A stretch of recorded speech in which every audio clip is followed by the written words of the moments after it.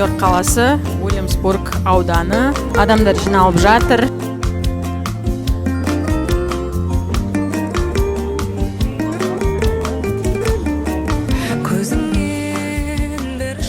Қазақстанда тұсаукесері өтті, соны бүгін тамашалайтын боламыз.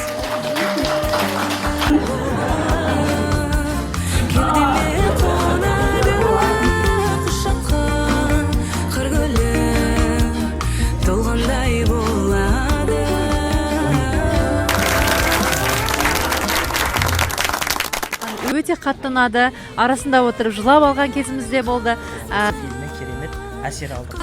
Санат Мырзаға үлкен алғыс білдіргіміз келеді, өйткені шетелде жүріп қазақтың фильмін, киносын көру ерекше бір мақтаныш сезімін кернейді екен. Алғашқы қазақстандық джукбокс стиліндегі мюзикл, Қазақстан кино индустриясы дами берсін.